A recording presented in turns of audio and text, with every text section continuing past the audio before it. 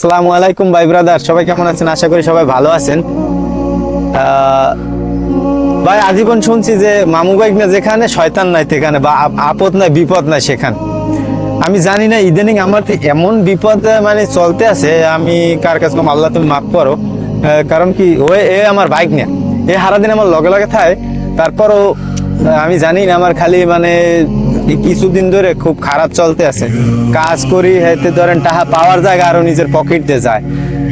এই মাধ্যমে গাড়ি কিনছি, গাড়িতে সমস্যা, এটা করি হেডে সমস্যা, যেটা করি হেডে সমস্যা। পরশু দিন গেছি এক জায়গায় কাজে, মাথা পাশায় এমন গ্লাস পড়ছে, গ্লাস পরে কান্দা পাশা করে কান্দা পুরো পুরো কাটতে গেছে। এই জায়গা দেখান যাবে না, পুরো কাটতে পুরো ডুমাই গেছে। ডাক্তারের দ্বারা গেছি, হে বেড়া দেবো সেলাই। আমি তো সেলাই খুব ডরাই, ইঞ্জেকশন ডরাই। এপারও চাইপি ধরে একটা ইঞ্জেকশন মারছে, পরে আবার কইছে 3 মাস পর একটা মারবো, আবার 1 মাস পর একটা, আবার 6 মাস পর একটা। তো শুনছি যে আল্লাহ ওই যে শাহজালাল শাহপরান হেরাও নাকি মামু বাইক নিয়েছিল। এরা দিয়ে কত বড় বড় কি করছে। আর মামু বাইক নিয়ে থাকতে আমার খালি বিপদ হয়। আমি জানি না বাইক নিয়ে কি দোয়া হারে না বর দোয়া হারে, মনে মনে আল্লাহ জানে। মামু বাইক নিয়ে জানে আপদ নাই সেখানে। তো এই আর কি ভাই ব্রাদার, সবাই আমার জন্য একটু দোয়া করবেন। আমি সবার জন্য দোয়া করি, আল্লাহ সবাই হেফাজতে রাখুক, সবার বিপদ আপদ থেকে দূরে রাখুক।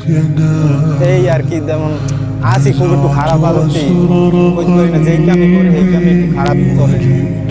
যাই হোক, সবার কাছে দোয়া চাই, আমিও সবার জন্য দোয়া করি। সবাই ভালো থাকবেন। আল্লাহ।